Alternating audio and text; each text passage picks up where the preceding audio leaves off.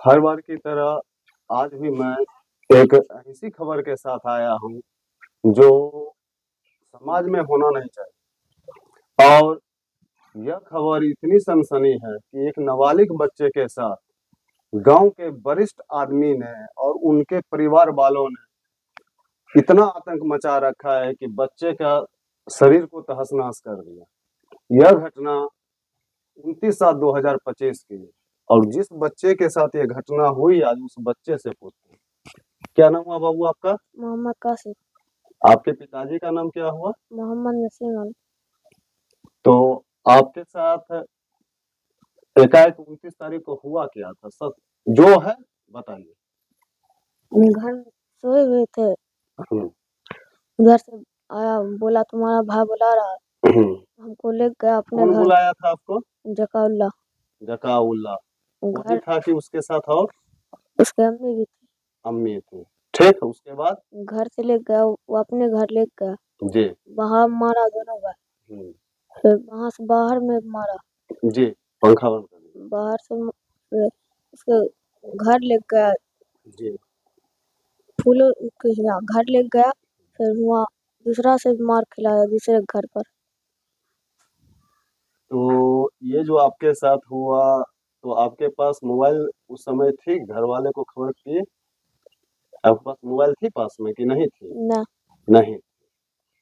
तो इस बच्चे का कहना ये है कि 29/7/2025 को इसको घर से अपहरण किया गया सुबह 6 बजे, और लगभग यह किसी तरह शाम को 3 बजे ये घर वापस आया। और इस बच्चे के साथ इतनी अनहोनी हुई है, आप पूरा शरीर देख सकते हैं। जगह जगह इसको मारा गया, पीटा गया। और इस बच्चे को देखिए, हाथ पे सिगरेट जला जला के पूरे शरीर में इसको दागदार किया गया। अब बताइए, यह बच्चा इधर है, यह बच्चा आखिर बिगाड़ा क्या था? और सबसे बड़ी बात यह है कि इस बच्चे को मारने पीटने में, धमकी देने में बहुत सारे आदमी का हाथ है, जिसमें से इस बच्चे के दादाजी मोहम्मद रिजवान जी को भी धमकी मिली थी, अगर केस मुकदमा करते हो तो पूरे परिवार को जान से मार दें।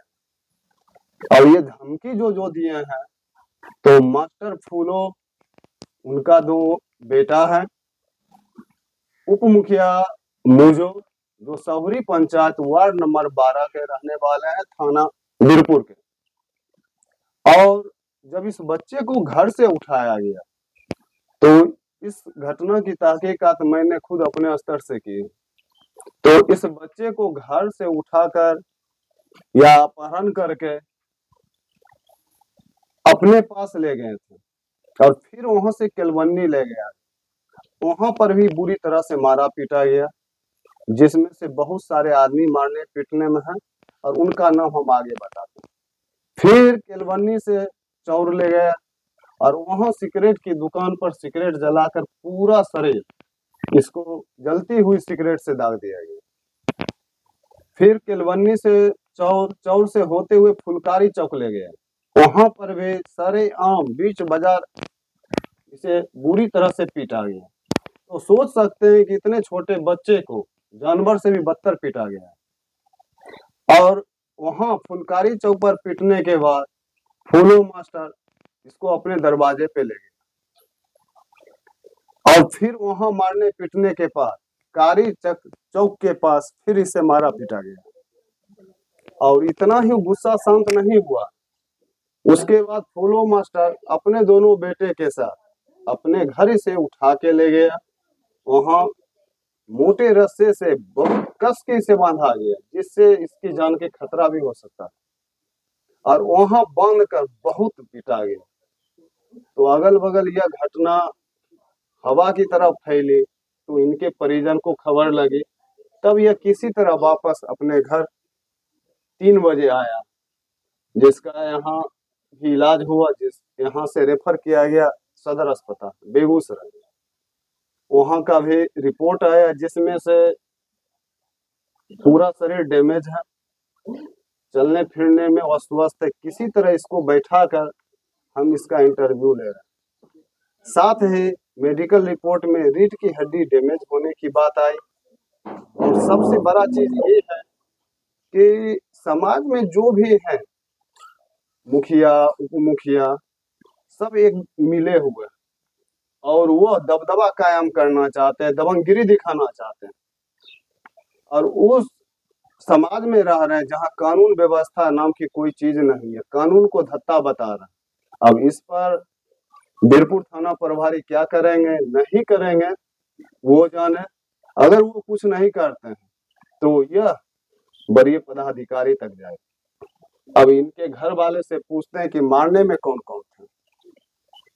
आते जाइए, जाओ बाबू बैठ जाओ, आइए तो आओ बाबू।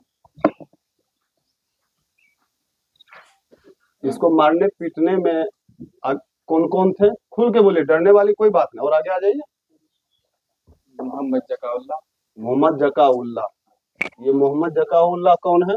मोहम्मद जकाउल्ला मोहम्मद वकील के बेटे हैं। मोहम्मद वकील के बेटे। और कौन थे? और मोहम्मद खुर्शीद।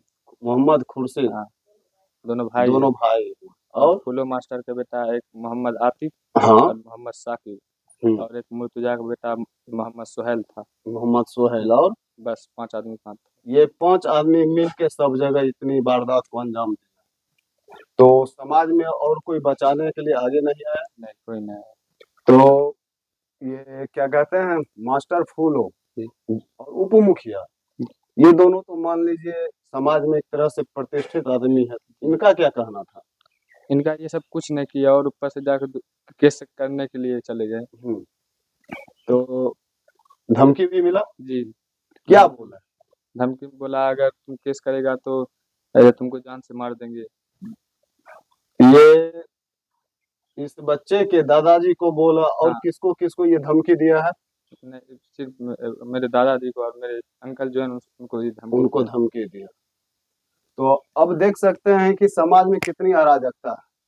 तो इस मामले पे संज्ञान लेते हैं कि नहीं लेते हैं, मैं अपने न्यूज चैनल के माध्यम से इस खबर को चाहता हूं कि वरीय पदाधिकारी देखें और जो भी कानूनी प्रक्रिया है कड़ी से कड़ी वो दोषियों पर कानूनी प्रक्रिया करें। इससे ज्यादा हम कुछ नहीं कहना चाहते हैं।